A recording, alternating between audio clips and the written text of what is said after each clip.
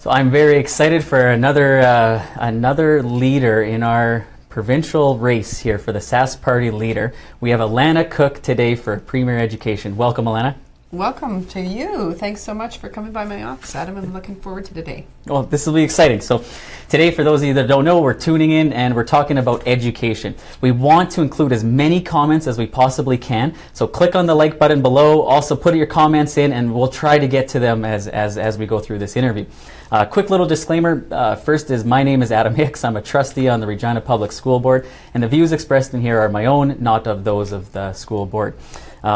With that, though, I am so I know you're the only candidate actually that I've kind of known from beforehand, and I'm going to get into a little bit of your bio, but I wanted to say I couldn't figure out how many bosses, so I think it was you're my boss's boss is how it worked. Okay, well, that's a lot of bosses. But luckily, you and I had met before, no matter how many bosses there were between us. Yes, so. Well, and that's the cool thing is you were very open, and for those of you that don't know, Deputy Minister to the Premier was the past role, and that basically is the highest paid non-elected official. Is that how?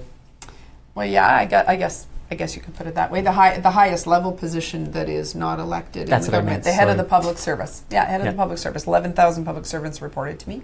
But it was cool because we had access to you, even at my level. It was amazing that you had open coffee forums, and that was awesome to see in the public service. So. Yeah, I was really glad I had the opportunity to meet people like you, Adam, and so many others, public servants who did such a great job serving Saskatchewan people. So that's what I want to do, is get out and meet people who are actually serving the public, and it was a great opportunity for me, and I learned a lot. Yeah. Learned a lot in the process. Well, it's willing to listen and being open to it. Yeah, so exactly. Yeah. So some other fun things. Your husband Jerry and you own a farm, and that must keep you busy out by Edenwold. Yeah, yes, that's right. Does keep us busy, yeah. That's a lot going on too. And you, before Deputy Minister to the Premier and Cabinet Secretary, you were Deputy Minister of Agriculture for 9 years, President of Agri-Food Trade Alliance, Director with AgriCorps United. The list goes on and on. You have a well-depth resume. Well, I've been involved in the agriculture and agribusiness industry my whole career, really, and then was able to expand on that as a result of my experience in the government of Saskatchewan in my deputy minister's role, and then broaden that out to lead the public service as the deputy minister of the premier. So, but yeah, I mean, my heart is in agriculture, being a farmer myself. So that's pretty cool. So we have, and you've also served as a trustee as well. So a school board trustee, which is, so you have a perspective on education, which is perfect for today's talk as well. Right, yeah. I was a school board trustee for 5 years, which was with Prairie Valley School Division. So got involved when my kids were young, just entering the school system, and so I thought I'd get involved and was the trustee for the Edenwold-Balgonie area on that school board. Cool. So you'll be a wealth of knowledge today, which will be good. Well, I hope so, certainly. It was a few years ago, but it was a great experience. I think everybody should serve in some sort of public office, whether that's as a school trustee or a municipal councillor, like you. You learn a lot. On the school board, you sure do. You have a really good understanding then of what's going on and how difficult it is to make decisions. You know, it seems so simple sometimes when you're on the outside looking in. You realize when you're actually serving, it's not so simple. Yeah. A lot of moving pieces. Exactly. Yeah. So I did a little bit of background research, and I went through your social media posts, which you have a lot of as well. But we have, we're going to bring up a video here, a quick little clip, or I guess it's a bunch of different clips. Okay. So on here, you guys will be seeing there are a ton of videos. So I went through this, and what I kept seeing over and over and over again were videos, and whether it was Facebook Live or just visual communication, I guess. And that to me was pretty impressive and pretty neat to see.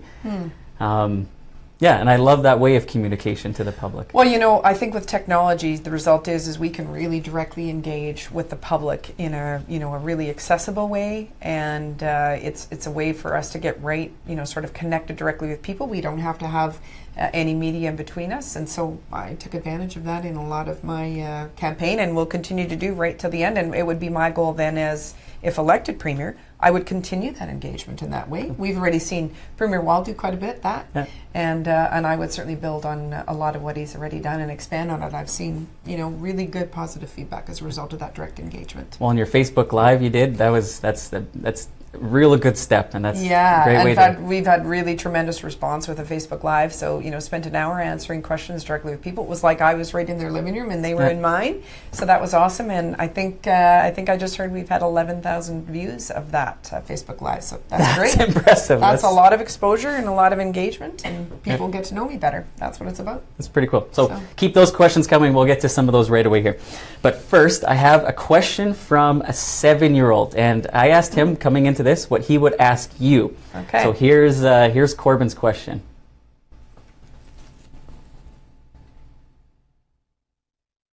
Hi, my name is Corbin Hicks. I'm in grade 2 and I go to Massey School. My question is, can we go to the library more? So you heard it here. Can we go to the he wants to go to the library more.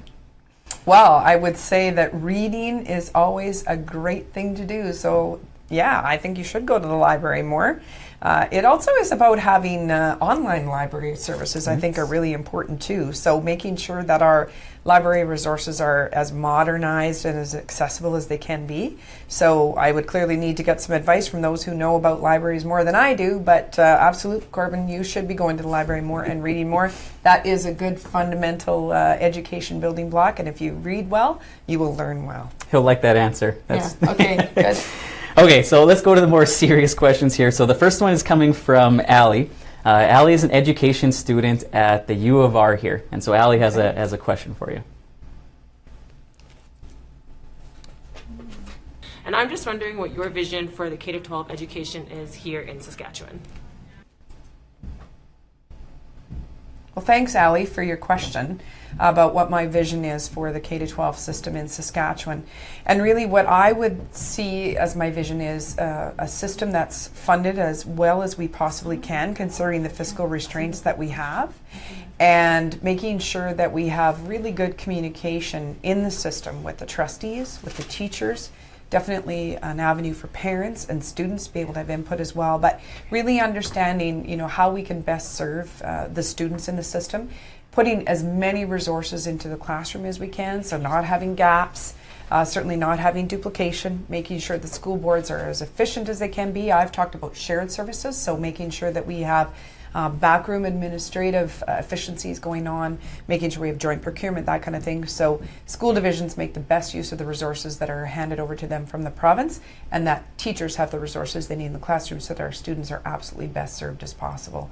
That's my vision for Saskatchewan, so that the K-12 system is going to make the most of the resources and make sure that kids are as prepared for the future as they can be.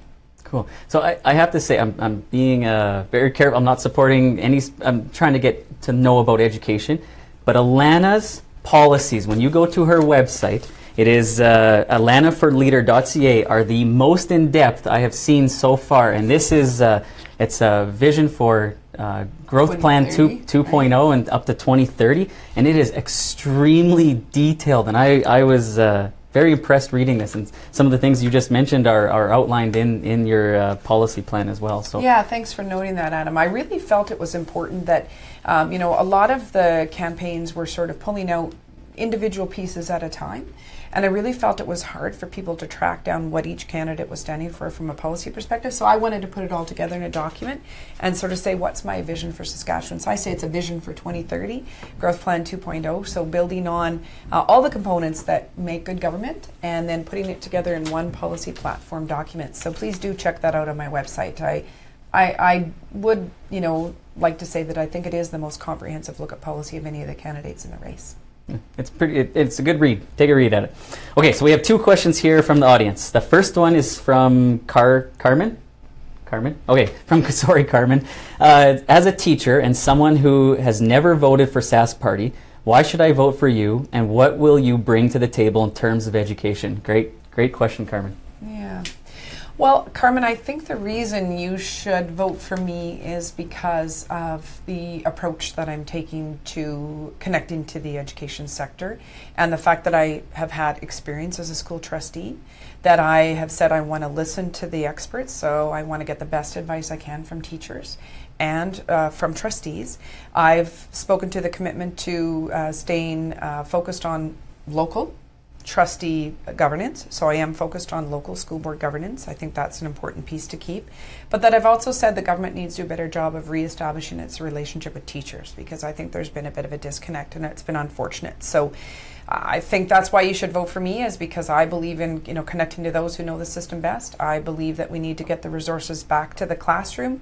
I've spoken to my commitment to working with teachers to get the best result we can for students, recognizing the the real diverse classrooms that I know teachers are dealing with.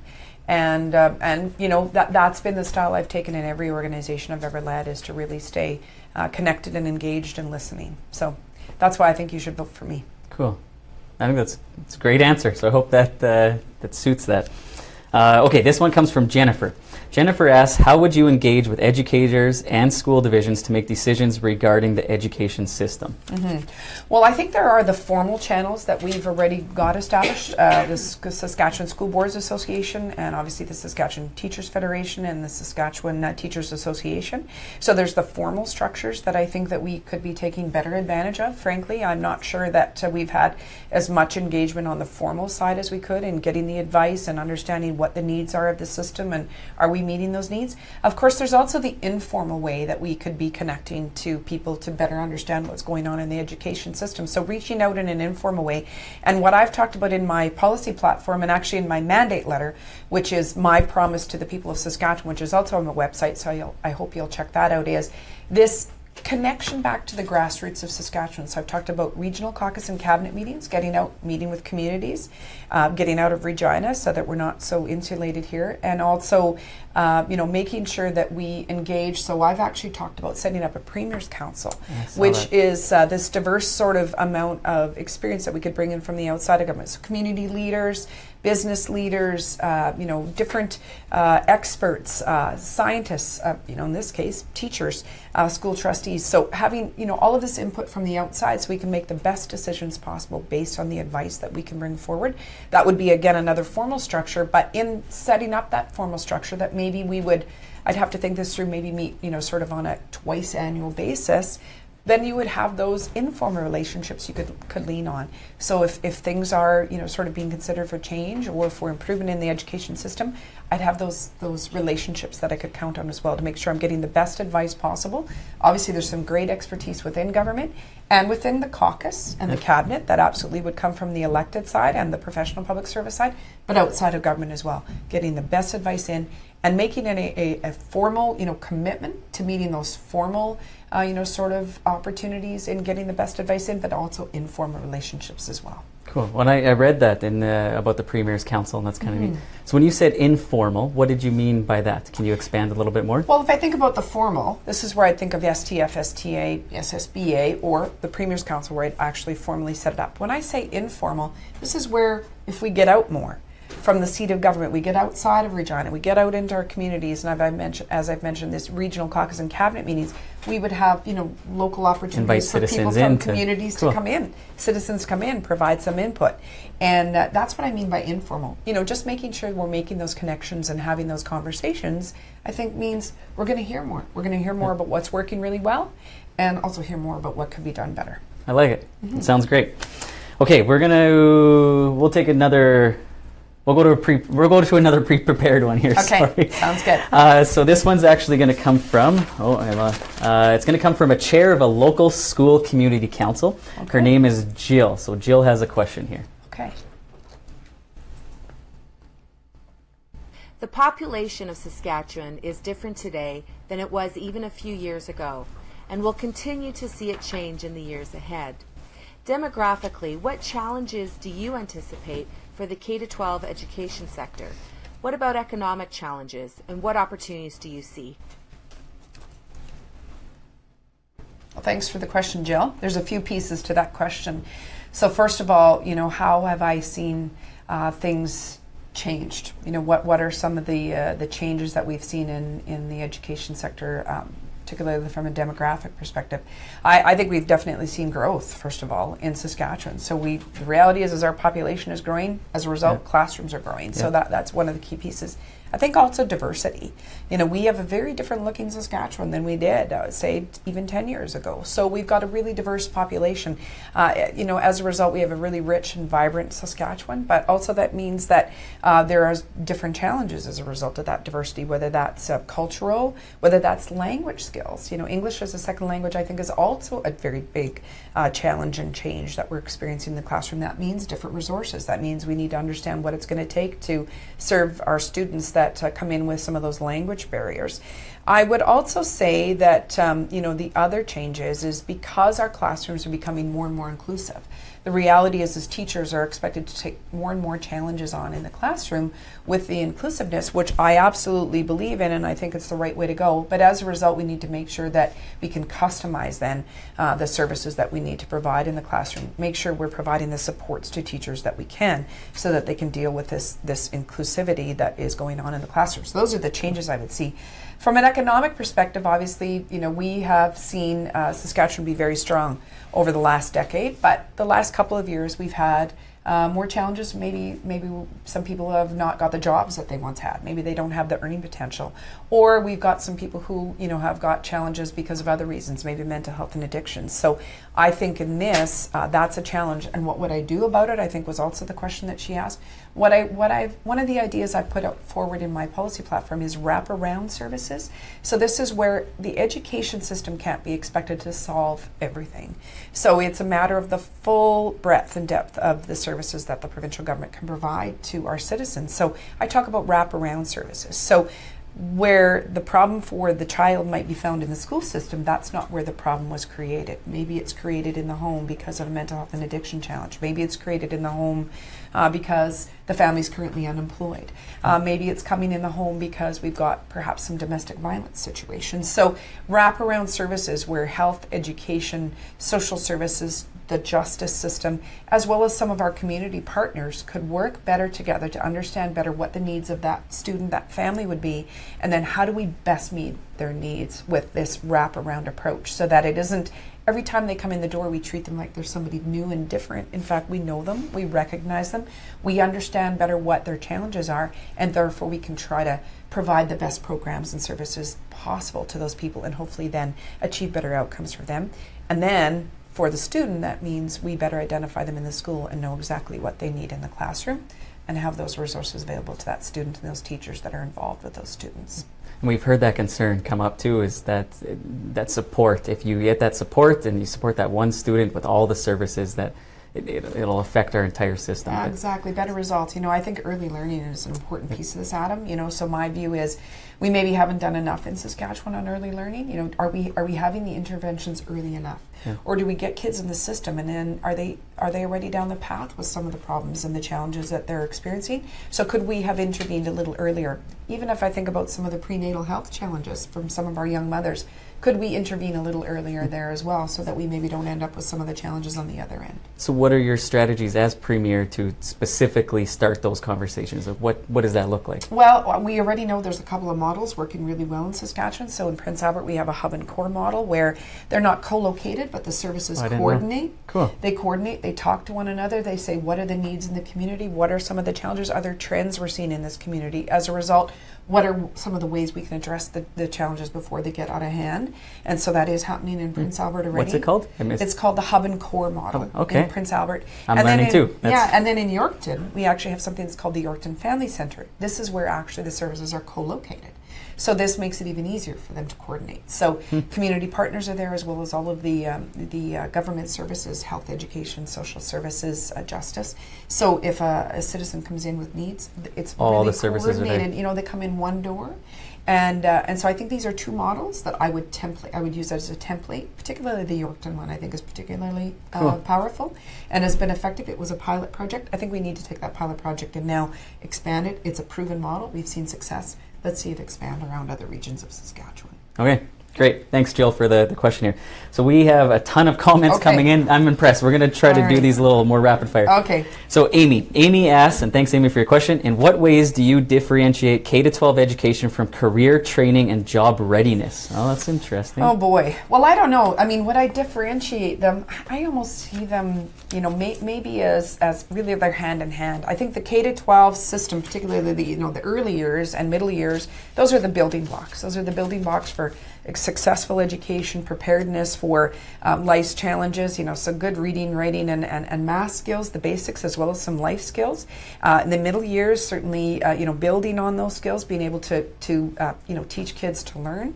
And then in the high school years, that probably gets us more into career readiness and job readiness. So hooking those kids up into thinking about what their future opportunities might be. In fact, maybe even connecting them with employers at some career fairs and things like that. Having kids identify what their interests are for the workforce, and then when they hit the post-secondary system, they're much more ready and able to kind of stream right into what some of those opportunities might be in the workplace. I think we need to do a better job, frankly, of talking to the business community as well, so we understand what some of the future opportunities will look like, and are we ensuring we're giving our kids the best skills. I know we want to quickly answer these questions, but the specific thing I think about here is the tech and innovation sector in Saskatoon tells me we have all kinds of opportunities in this sector. And in fact, Saskatchewan's been missing the opportunities because we haven't given the basic computer programming skills to kids. So this whole digital opportunity that's coming forward, I think we need to really change our core curriculum with more opportunities for coding and some of these basic skills that need to be provided to kids in the K-12 system so they're ready for all of the jobs that are coming in the future in a growing Saskatchewan economy and a diversifying economy in the tech sector. Cool. That's an example. So I know this is supposed to be about education in your stance, but I'm going to give a quick shout out for Campus Regina Public, which is something within our Regina Public Schools that's starting to build those strategies around getting all the kids to try out different computer programming and things like that. So I know it's, but anyways, to have that support. I never heard of that. I've just learned that today. That's a good Lots thing. of our kids go through Campus Regina Public to learn about trades and things like that too. Good. But I know support from higher levels and through all the school divisions would be appreciated. And employers too. And I had a lot of experience in agriculture, in the agriculture sector, where we were not seeing the amount of kids choosing agriculture as a career option. And as a result, we connected schools and employers and the services from the government and just provided an opportunity for connection. Employers were thrilled to be able to come in, provide sponsorship and exposure for these students. These kids are able to come into places of employment and experience a day on the job or even a couple of hours, get a better understanding what those opportunities look like. That's really cool. That's exciting to hear. Okay, we're going to go to a question from Michelle. What will you do as leader to ensure all children of Saskatchewan have access to education, in particular special needs children who benefit from early years intervention? Thanks, Michelle. Yeah, well, Michelle, I did say that I definitely, am interested in seeing us do more on the early learning side. I know we've had some programming available, and I'm not sure that we've put as many resources into this as we need to. I'm no expert in this area. I just know when I was a school trustee, that was the very early days of some of the early learning that was going on, and so I'd be committed to, doing what we could to expand this. I also think that actually the federal government is interested in this early learning area as well, and they've indicated that they do have some resources available. Has Saskatchewan been taking the most advantage of those federal resources? If not, why not? Particularly from some of our Indigenous students, who we still are seeing too much of a gap in success rates for our Indigenous and non-Indigenous students. So let's make the most use of the resources that we could access from the federal government as well. I absolutely think that's the way we need to go in the future. Yeah. And for those of you who don't know, I believe the gap's about a 20 to 30% gap on graduation rates. So that's why we need to focus on that. We've got lots of room for improvement. I know school boards are working on that too. I know the whole system is, but again, I'd have to take advice on this. I don't know what the best tools are. Something I mentioned in my video with the STF was, do we have the right kind of forums? Could STF and SSBA and the provincial government work together to provide the right forums for sharing of best practices? On specific topics. On specific topics. This area. Are there certain school boards with particular teachers in certain areas doing a better job of some of these things than others? Are there certain things, say in early learning, that's working better than others? Do we have the right forums so we make sure that we can share best practices? I'm not sure we do. I'd be sort of interested in finding out how we could establish those forums. Okay, great. Okay, we have a ton of comments coming in, so keep them rolling. This is impressive. Elaine asks, What do you see as the barriers to fully implementing inclusive education? Good question, Elaine. Yeah, that is a good question. Well, I mean, I think part of the barriers probably are resources. You know, the reality is with this inclusive education I mentioned, you know, it's super challenging. Some of the challenges that these children have, whether they be, you know, cognitive challenges, physical challenges, sometimes cultural, you know, diversity also means that we aren't as inclusive as we need to be. So part of it is resources. Do we have what we need for teachers and for the classroom? Probably part of it is cultural too, right? As far as our attitudes, you know, are we as prepared as we need to be as a society here in Saskatchewan to really embrace inclusiveness? And if not, well, part of it is awareness, part of it is understanding. Sometimes it's just our comfort level with inclusive education, and so it's definitely where we need to go. I know my daughters had a very different experience in the education system than I did. The reality is they're much better people as a result. They're far more comfortable with some of those students than I ever was. So I think it's also just making sure that we're having the conversations and that we're gaining understanding as a result of experience, and we've just got to keep, you know, forging ahead on that. And conversations like that, it's a start, and those conversations absolutely. are important. So, Yeah. okay, we have a ton of comments. We're going to go to a prepared one though. But Scott, Ricky, Sunshine, Wendy, Andrea, we're going to try to get to your comments right after this. So keep them coming here. Okay. This question comes from Jack though. Jack's actually a grade 12 student in one of our high schools here in the city. Okay. Do you believe that stable and predictable funding to the K-12 education sector could help increase graduation rates and reduce the achievement gap between Indigenous and non-Indigenous students? Why or why not? Thanks, Jack. Good question. Do I think that stable funding will allow us to be successful with Student First and, you know, be able to deliver on these better graduation rates and decreasing the disparity between Indigenous and non-Indigenous student success?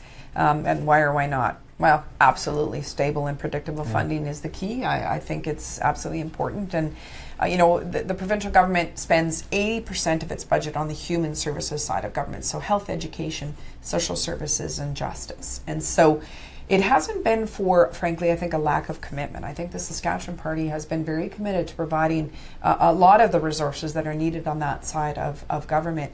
It's always a matter of, is it enough? I guess you could always say, it's probably never enough, because we can always do better in health and education and social services and you know, that justice side. But I think we've seen certainly consistent commitment in the past. I would certainly be committed in the future to stable and predictable funding. This past budget was a tough one. There were some tough decisions made, and I've indicated I probably would have had more conversation at the front end of those changes as opposed to some of the surprises that occurred in the budget. So I would be committed to having good conversations with those in the sector that are going to be the most impacted by changes in the budget, and I'm committed to providing as much funding as possible considering the fiscal situation in the province into the education system.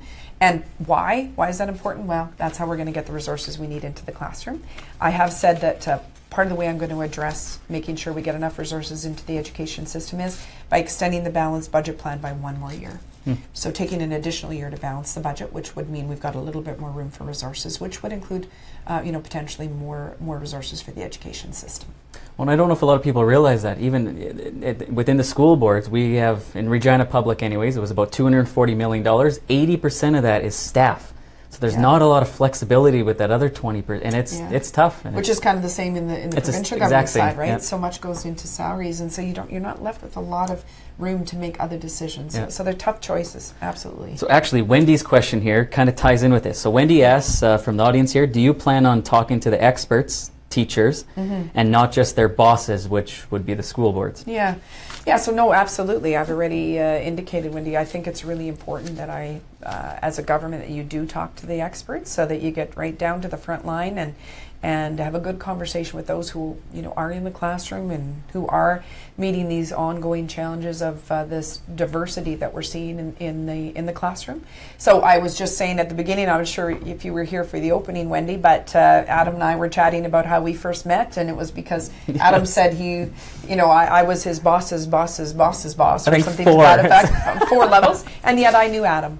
And that was because I got out to the front line and I had a conversation, and so I had, you know, discussions with with people like Adam to say what's working well, what could be better, could we do different, and I'd be committed to doing that. And certainly, whether it would be myself as Premier or my ministers, or those that are driving the system, deputy ministers, that kind of thing, let's make sure we're getting out and talking to those who are on the front line, like teachers, who are the experts. Yeah.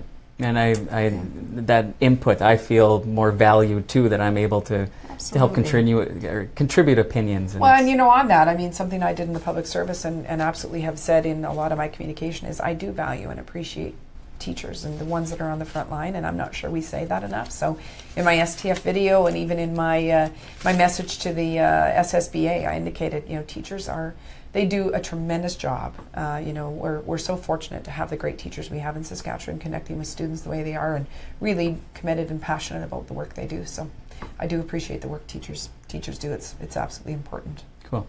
Well, thanks. Okay, these next 3 questions come from different people, but they're all around funding, it looks like. So we'll go one by one. Andrea says, what efficiencies do you believe school boards can take advantage of? Thanks, Andrea. Yeah. Well, on this, I mean, one of the things I've said is I think we need to do a better job of having, a shared approach in school boards. I took that same approach when I was in the provincial government, is what back office stuff can we do together to save money and be more efficient? So in the school board's case, I've indicated I think there's opportunity here on joint procurement, whether that's paper, school desks, school buses, I mean, all of the supplies that we get into the system, are we making the most use of a joint purchasing power that comes with school boards? And, shared services on the professional side as well. Some of the HR, money that we're spending, like you said, 80% of the budget of school boards goes into salaries of some of our experts. Are we seeing enough sort of sharing of that expertise of people as well? So I think it's that joint work that can go on with school divisions, which means they can be really efficient. Okay, sounds good. This one comes from Ricky, Sunshine, and others, asking the question, would you bring in more educational assistants to support diverse needs found in the classrooms? Well, on this, to all of you who asked that question, I guess I'd have to take advice on that. I mean, I think we've seen this view on educational assistants kind of have a bit of an ebb and flow in the education system. So even when I was a school trustee, I was on the board for 5 years, and there was a bit of a change in philosophy on resources were needed then, And so I would take the best advice possible and say, really, it's actually not up to the provincial government to decide what goes in the classroom. It's up to the school boards to make those decisions. Right? I don't know if a lot of people realize that. Right now what happens with the 28 school boards, the funding comes from the provincial government, and then a school board takes that pot of money and determines how that is divvied up. And whether it's teachers, whether it's EAs, what the resources look like. So in some ways, the provincial government kind of shouldn't get into the business of what is school board governance, which is what I believe in, is strong local school board governance. So really, that's right, Adam. We provide the resources to the school board. The school board knows best what's going on locally in the system and kind of where they need to put the resources. So I would say, I mean, it's the experts and where the governance truly lies, which is school boards, to make those decisions. Okay, thanks for the questions. Scott, we'll do one more from the audience. Will you reverse wage rollbacks imposed on public employees? Ooh, that's a... Yeah. Well, I mean, first of all, what I would say is there have been no wage rollbacks imposed on public employees. There has been a suggestion that what we need to do is bargain to get a -3.5% on public sector employees, which includes kind of all the employees of the provincial government, including Crown employees, as well as teachers and nurses. And so what I've said is, I think balancing the budget on the backs of public service employees, including teachers and nurses, is a far too simple approach of thinking that's how we're going to balance the budget. I think that I obviously have to respect collective bargaining and good faith bargaining. I'm committed to that. So we have to wait and see where bargaining goes. But I think it's far too simple of a view to think that we're going to balance the budget on -3.5. In fact, I think there's other ways to save. And so I've talked about these efficiencies, this back office efficiencies. In government, I've talked about kind of the shared approach of legal or internal audit or payroll or some of these things that don't really matter to citizens. And, I've also said we need to look at what are the core services of government.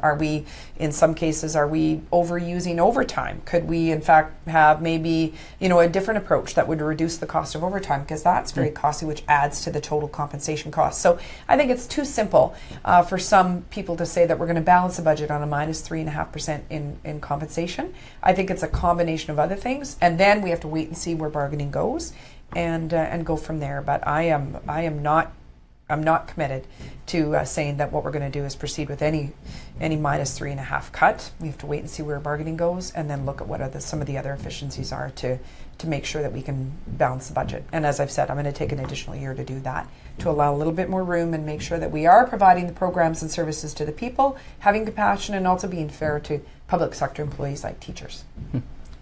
Great question.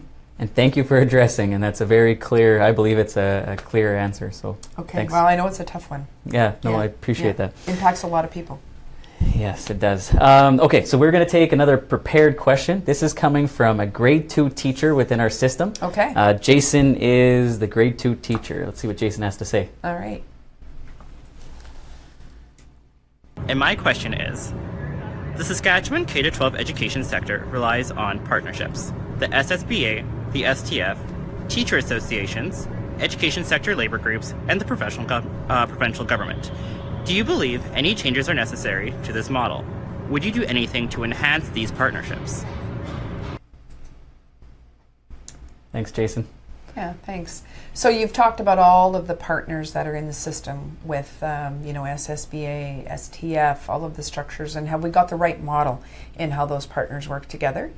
And, I've already, sort of mentioned how committed I am to engaging and making sure that we're having regular conversations.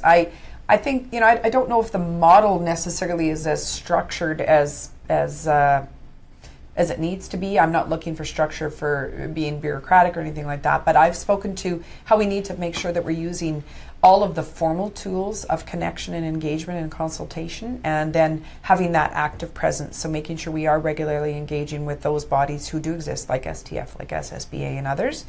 And then are we asking people to meet as a sector often enough? Maybe, as I mentioned, this forum idea where are we bringing all of those that are in the system together enough to make sure we've got the best practices? And are we all learning from each other often enough? And if we're not, what can we do about that? So I've spoken to maybe formalizing some of this conversation a little bit more, having a commitment maybe, twice a year, getting together with those people who are in the system to have a more active discussion. And I mean, in some cases, it's the Premier that needs to make that connection. In some cases, what you're doing is you're asking your Minister of Education to do that, or maybe your caucus to get out and more formally consult. And then the informal relationships, as I mentioned, Adam, are important too. So I'm not sure the model is exactly what it needs to be. I think we just need more regular conversation and connection and engagement, and I'd be absolutely committed to that if elected. I love that. And even going to the Saskatchewan School Board, there's a fall assembly once a year. And the best part I love about it is the sharing of ideas from other school boards and just having those conversations. Doesn't have to be structured. You can learn from others and learn about those. In the informal conversation, yeah, right? And that's important. Yeah. Okay, we have, and keep those questions coming. We'll try to get to a few more before we're done here. Shar has a question. She says, we know a number of children in this province live in poverty. What ways do you foresee combating this so children can learn? And great question, Shar. Good question, Shar. So, I think the key is that we have growth in the economy to make sure that we have, as few, sort of dealing with economic challenges as possible. So this is, by growing the economy, by having more prosperity in the economy, we raise all boats. So making sure that either people are themselves participating in that growth and prosperity in the economy, or they're able to be supported by that growth and prosperity. So if we have a strong economy, we've got more ability to provide services for those who are vulnerable in our society. So making sure then that we've got the funding available from a fiscal perspective to create opportunities on the programs and services side for those who are vulnerable. So we want to see better strength in the economy. That's about making sure the government's doing the right thing on the right tax climate, regulatory climate, attracting the right kind of investment, making sure that we're making the most use of our natural resource economy, moving up the value chain in that case, and as a result, better jobs, better quality of life for everybody. Hopefully then fewer people, dealing with some of the challenges that, say, poverty poses for them. But then those who are dealing with those challenges, being able to, provide the resources that we need for the programs and services. And this is again where I talk about the wraparound approach on our human services side, The that Yorkton health model education, the Yorkton model. I think that's how we're going to get better. At the end of the day, it won't be about saving money because we're already spending 80% of our budget on that side of the house, but it's how do we get better outcomes? I think it's better coordination, fewer gaps, less duplication, more efficiencies, and getting to the front line and really understanding what people's needs are and then being able to address it more directly. Cool. Yeah. Okay, thanks for the question, Cher. So we're going to go to another prepared question. This one comes from Bailey. Bailey is another education student at the University of Regina here. Okay. And I was just wondering what aspects of the K-12 education program that you're proud of, and what aspects do you find challenging? Thanks, Bailey. You asked what am I most proud of in the K-12 system. Well, I think it's teachers that I'm the most proud of in the K-12 system. I mean, we have amazing people who are teaching our students and, have, just a diverse set of skills that they're bringing to the table, a real passion for kids and for learning. I know some of my best influencers were some of the teachers that I had the experience of, getting to know over my school years and made me, they were part of the influences that made me the person I am today. So I do know that teachers have such an impact on kids. That's probably what I'm most proud of in the system. What do I think is the most challenging? Well, I think it is this changing, growing, challenge of the classroom. So the reality is teachers are continuing to see more and more challenges in the classroom. I think that's just the reality. So what are we going to do to put as many resources as possible into the hands of teachers in the classroom so that they can even more positively impact students in the future? Oh, that's great. Yeah. Clear Thanks answer. for the question. That's good. Okay. We're going to take a quick little break. Okay. What I mean by break is we're going to learn a little bit more about you because I feel like learning more about you is extremely important and understanding kind of some of your passions. So I heard through the grapevine that you are a good baker. Oh. And actually one of the events I went to, some of the goodies that were there were cooked by yourself. So I'm curious, coming up to the Christmas season, what is your favorite baking piece you're going to be doing? Oh man, I love Christmas. I love baking. It's my two passions put together. So I go crazy with cookies. Cookies are the thing to do at Christmas.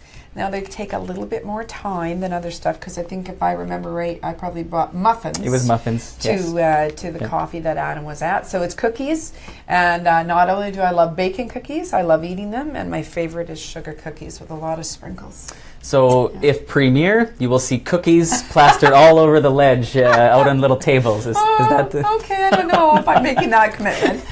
I've said during the campaign I'm not making any promises I can't keep, so I don't think I can make that promise. That's too many people to feed. Fair enough. Okay, couple quick ones. Favorite Christmas carol? Oh, Silent Night. Silent Night. Yeah, okay. and we always sing the last verse in German in my church on Christmas Eve at candlelight. So that's cool. That's my favorite. Yeah. Favorite Christmas movie? Oh, now that one is a little tougher, but it probably is Miracle on 34th Street. Oh yeah, that's a classic. That's a classic. Both the old and the new version. They're my favorite. So, that's good.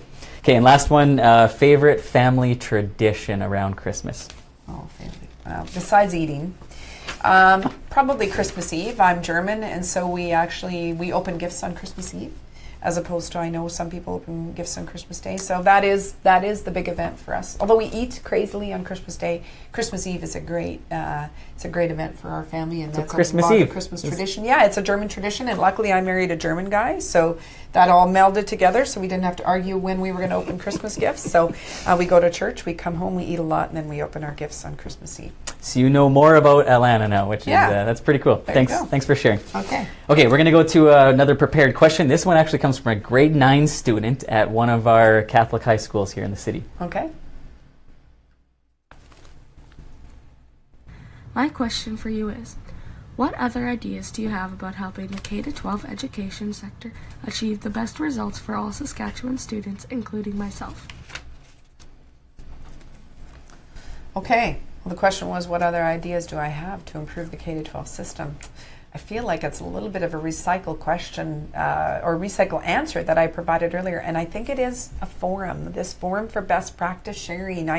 Because there are so many things that are working really well in the K-12 system, I know a lot of stuff's really happening really well, but I think it's this being able to share and provide a forum where a community sort of approach to bring the best ideas together so that we can put best practices into action.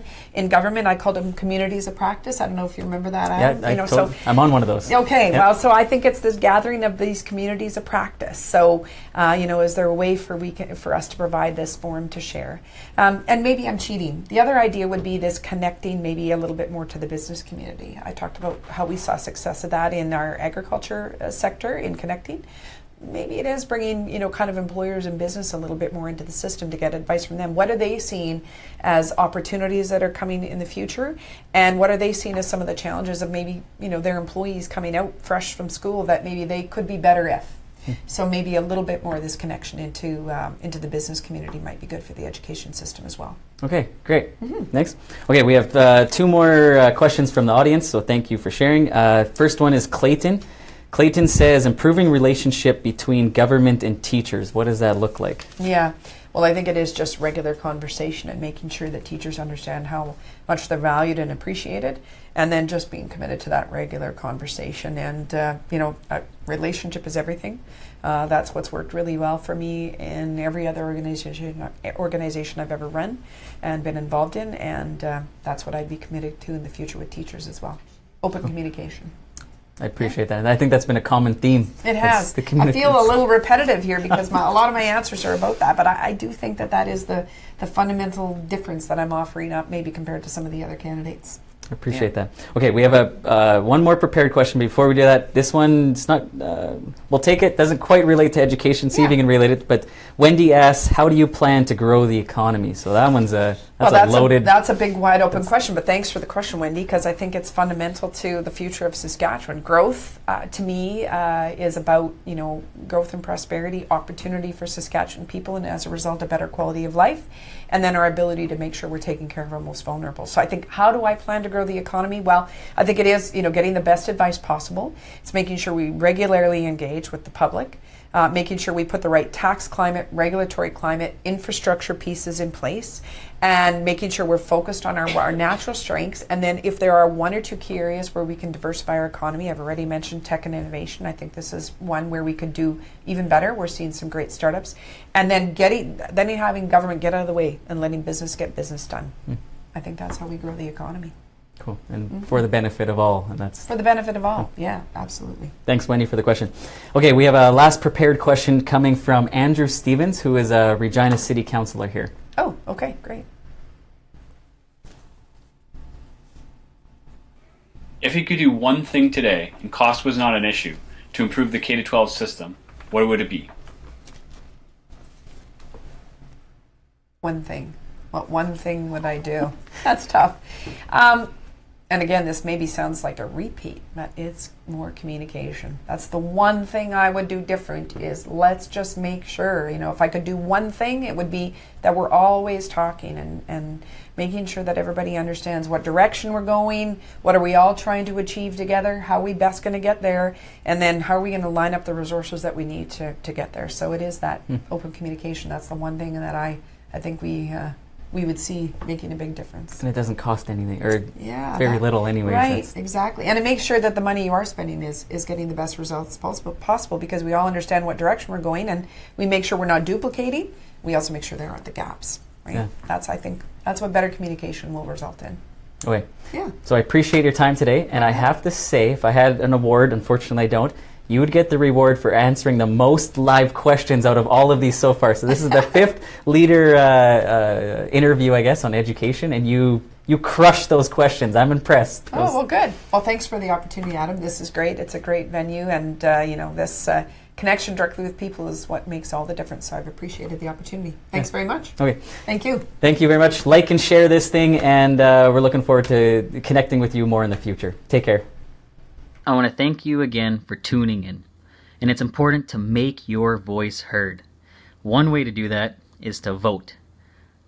The deadlines are a little different for each party. The Sask Party Leadership Convention is January 27th, 2018 at Prairie Land Park in Saskatoon. However, the deadline to purchase a membership and to be able to vote for your new party leader is December 8th, 2017. And the NDP Leadership Convention is March 3rd, 2018 at the Delta Hotel in Regina. The deadline to purchase a membership is January 19th, 2018. I would like to encourage you to share this post, hashtag it Premier Education, and make sure you click that you like the post as well. I want to further encourage you that if you found this valuable, like the @Adam Hicks Regina School Board page, click on the like button. You can also ensure that you get new notifications coming up. So notifications for new videos, you click on following, you click on see first, and you click on events and all live videos. So next time we have a live video, that'll be the first thing you'll see is when we're tuning in with a new candidate. Thanks a lot. Take care.